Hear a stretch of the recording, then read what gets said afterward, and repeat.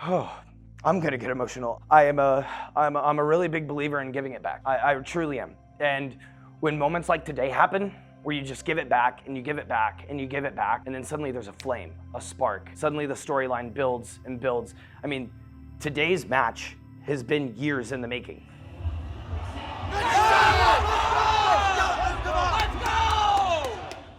It is time. The moment we've all been waiting for all year long. Boise State versus Ball State. The CECC 2024 Rocket League Grand Finals is about to commence. We've got Taco and Bass on the mic for this. Everybody get loud because this is Collegiate Rocket League.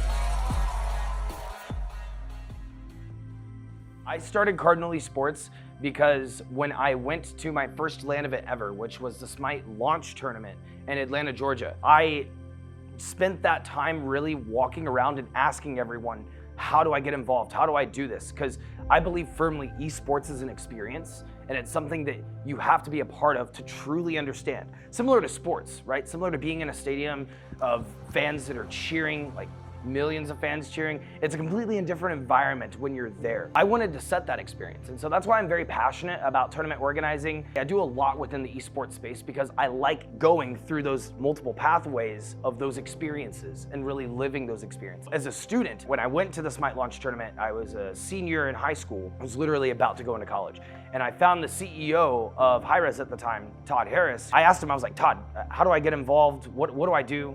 And he was like, does your college have an esports club? I was like, I don't believe so. The college that I plan to go to, Ball State, doesn't have an esports club at the time. And he said, just do it. Get involved.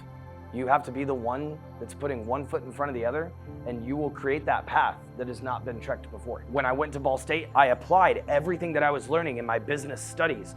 School to me was not a piece of paper. I applied everything to esports. It didn't matter if it was the most minuscule writing assignment. I applied it to esports because it was what I was passionate about. So like my English 102 project that I wrote on was only required to be 10 pages long, and I did a 32-page summarization of immigration in esports and how visas are affected. My first year, it was a bit of a struggle because it was a culture shock. We had a gaming club on campus, but it wasn't esports. It was very casual gaming. And so I started Cardinal Esports. We had maybe 5-10 people in our first semester, and then we grew to 50. We just kept running events, partnering with other clubs on campus, like the Super Smash Brothers Club, and starting to get everyone under an umbrella. And then by the time we hit year 3, we ran our first Spring Invitational and then worked on the very first iteration of Battle for Indiana. It went from 5 to 50 to 100 to suddenly, by the time I'm graduating, we have 300 students, and we had set up an entire organization where we had our executive team at the top, and then we had game coordinators for all of the games that we ran, and under the game coordinators was all of the captains for all of the individual teams. We had casual gaming club initiatives. We really tried to embody the fact that esports is meant for everyone, and everyone can get involved in any capacity. The journey has been incredible, watching them go from that club program to now a fully fledged funded varsity program that is holistically supported by the university. It's not about what you did yesterday, it's about what you're doing today and how that is going to shape the experience for people. And like esports, I said earlier, esports is an experience, like it's an experience for me. I love shaping and intrinsically motivating the communities that I am surrounded by so that they can experience it in a whole new way, and they're able to engage now and see it from a whole new perspective. Welcome everybody to the Rocket League Grand Finals here at CECC, Texas.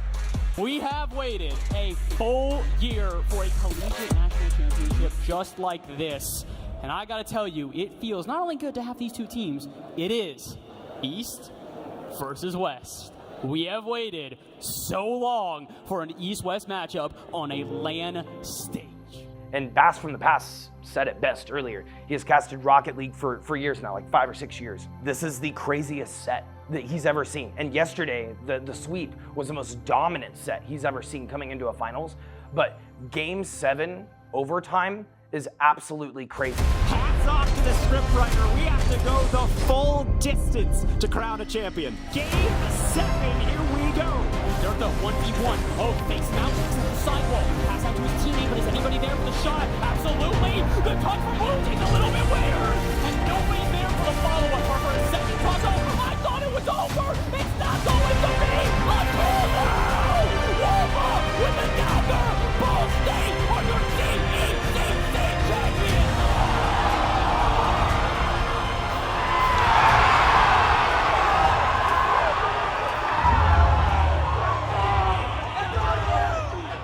so standing on the sidelines, being a part of that experience with them and watching it was incredible in and of itself. And then afterwards, we got a couple of pictures, and BK, their assistant director, was like, hey, give Nuke the trophy, literally holding the trophy, and they're putting their arms around me, and I got emotional afterwards. It was just so incredible to just build something off of a community because you love the people around you and you really want to support that part of the culture in a way that you didn't have. I'm a big believer of the quote, be who you needed when you were younger.